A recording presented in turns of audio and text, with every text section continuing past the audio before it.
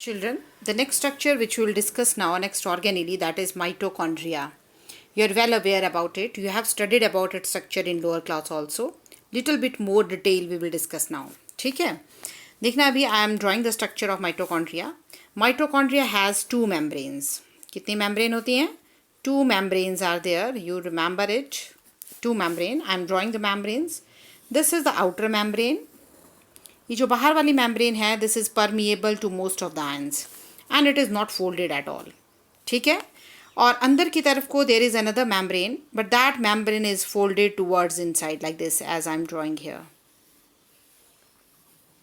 अंदर की तरफ को fold है, देखो. So this membrane is called inner membrane. So this is your outer membrane and this is inner membrane. Clear?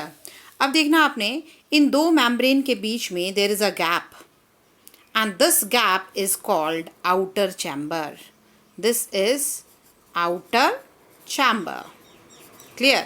अब ये जो inner membrane है, ये पूरी की पूरी inner membrane inside it also possess a chamber, a cavity. This is called inner chamber. This is your inner chamber. Clear? Now, the inner membrane is folded towards the inner chamber and these folds are called cristae. What they are called? They are called cristae. Actually, why this inner membrane is folded? It is folded to increase the surface area because the physiological activities can be increased. जितना ज़्यादा area होगा उतने ज़्यादा chemical reactions होंगे. ठीक है? फिर ये जो आपका inner chamber है, this inner chamber remain filled with a fluid and what we call this fluid as? Yeah, this fluid is called matrix. And inside this matrix there are present different kind of structures. क्या क्या चीज़ें होती हैं? कई तरह के enzymes होते हैं. इसके अलावा it has its own ribosome. Ribosome होता है इसके अंदर and that ribosome is of special type, that is 70S ribosome. Ribosome होते हैं कहीं कहीं लगे हुए. Beside this it has its own DNA and that DNA is also circular DNA. C stands for circular. Primitive DNA होता है जैसा prokaryotes में होता है. ठीक है? तो this is the matrix. This matrix contain. इसके अलावा जो आपकी inner membrane है और cisternae है, they contain some tennis racket like structure. ऐसे करके देखो ऐसा होता है. ये इसका base, ये stalk, ये head. Like the structures are there. पूरे अंदर की तरफ को हर जगह पे this kind of structures are there. पूरे सारी जगह अंदर membrane पे, inner membrane पे अंदर की तरफ को ये जो स्ट्रक्चर होते हैं इनको बोलते हैं या तो एलिमेंट्री पार्टिकल्स बोलते हैं इनको, या इनको बोलते हैं ऑक्सीजोम. एक्चुअली ये ऑक्सीजोम ही हैं जो माइटोकॉन्ड्रिया का स्ट्रक्चरल और फंक्शनल यूनिट होता है. माइटोकॉन्ड्रिया का मेजर स्ट्रक्चर फंक्शन क्या होता है पता है आपको? Power house of the cell.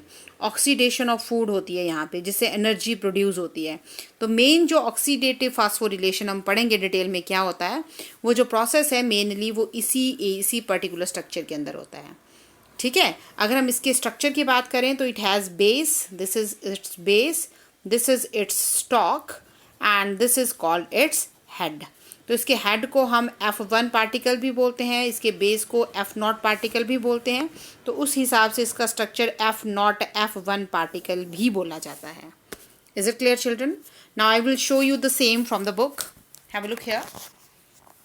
Yeah, mitochondria. The first part which I have underlined is, यही लर्न भी करना है आपने.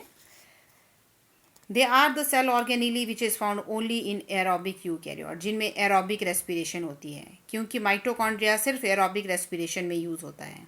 उसके बाद जो टर्म लिखी हैं oxidative phosphorylation and Krebs cycle, ये समझ नहीं आएगी. एरोबिक रेस्पिरेशन में ही ये प्रोसेसेस होते हैं.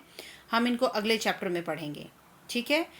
माइटोकॉन्ड्रिया को power house of the cell बोलते हैं. क्यों बोलते हैं? क्योंकि एनर्जी प्रोड्यूस होती है यहाँ. फिर मैंने अंडरलाइन किया है कि किसने सबसे पहली बार माइटोकॉन्ड्रिया को ऑब्जर्व करा था. तो हु हैज़ ऑब्जर्व? कोलिकर. ये लर्न करना है पीएमटी के लिए. And who has given name mitochondria? It was given by Benda in the year 1897. Only this much you will learn. उसके बाद देखो mitochondria are absent in prokaryotes. कोई mitochondria नहीं होता प्रोकैरियोट्स में. इसके अलावा जो एन एरोबिक यूकैरियोट्स हैं जो ऑक्सीजन की एब्सेंस में रेस्पिरेशन करते हैं उनमें भी कोई माइटोकॉन्ड्रिया नहीं होता है। फिर है mitochondria are secondarily lost in the red blood cell of mammal. Mammals की आरबीसी में भी बिगिनिंग में माइटोकॉन्ड्रिया होता है, लेकिन जब वो मैच्योर हो जाती हैं तो माइटोकॉन्ड्रिया खत्म हो जाता है। तभी लिखा है सेकेंडरली लॉस्ट। सेकेंडरली लॉस्ट मतलब पहले होता है लेकिन बाद में वो डिसअपियर खत्म हो जाता है। फिर नंबर, किसी एक पर्टिकुलर सेल में कितने माइटोकॉन्ड्रिया होंगे वो डिपेंड करता है उस सेल की एक्टिविटी पे। जितना एक्टिव कोई सेल है, जितना ज़्यादा कोई फंक्शन कोई सेल करता है, उतनी ज़्यादा उसको एनर्जी चाहिए, तो उतने ही ज़्यादा उसमें माइटोकॉन्ड्रिया होते हैं। Is it clear children? So number of mitochondria in a cell depends upon the activity of a cell. More active the cell, more is the number of mitochondria. बाकी आपने ऐसे पढ़ना है, इसको लर्न नहीं करना। अब पढ़ेंगे हम ultra structure. This is very important. तो mitochondria contain two membrane and two chamber. I have explained it all. Outer membrane and inner membrane, and the two membranes, they form the envelope of mitochondria. This I have explained. I am just telling you कि क्या आपने learn करना है यहाँ से. Then further they told about outer membrane. कैसी होती है? स्मूथ होती है, परमिएबल होती है बहुत सारे मेटाबोलाइट्स के लिए. मेटाबोलाइट वर्ड, मेटाबोलाइट का मतलब है जैसे केमिस्ट्री में हम सबस्ट्रेट बोलते हैं, किसी केमिकल रिएक्शन में जो चीज़ यूज़ होती है ना, रिएक्टेंट भी बोलते हैं हम उनको, तो वैसे ही हमारी सेल के अंदर जो केमिकल रिएक्शंस होते हैं उनको बोलते हैं मेटाबॉलिज्म. और उन केमिकल रिएक्शंस को परफॉर्म करने के लिए जो रॉ मटेरियल और प्रोडक्ट वगैरह जो बनता है उसको बोलते हैं मेटाबोलाइट. ठीक है. फिर है due to the presence of, क्यों ये परमिएबल होती है? क्योंकि इस मेम्ब्रेन में स्पेशल तरह का प्रोटीन चैनल प्रेजेंट होता है. क्या बोलते हैं उसको? Porin. And there are present a few enzymes connected with lipid synthesis. They are also located in this membrane. इसके अलावा इस मेम्ब्रेन में प्रोटीन के कंटेंट कम होते हैं. अब आगे inner membrane. Inner membrane is permeable to some metabolites only. सबको नहीं जाने देती. It is rich in double phospholipid called. कौन सा फास्फोलिपिड होता है इसमें? कार्डियोलिपिन. आपको पता है, आई टोल्ड यू अर्लियर, जब हमने सेल मेम्ब्रेन का स्ट्रक्चर पढ़ा था तभी बताया था मैंने कि बहुत सारे सेल ऑर्गेनिलीज भी ऐसे हैं जो अंदर माइटोकॉन्ड्रिया, क्लोरोप्लास्ट वगैरह के चारों तरफ भी मेम्ब्रेन होती है और उनकी मेम्ब्रेन का स्ट्रक्चर भी सेम वैसा ही है जैसा सेल मेम्ब्रेन का है. तो मतलब उनमें भी लिपिड्स और प्रोटीन्स होती हैं.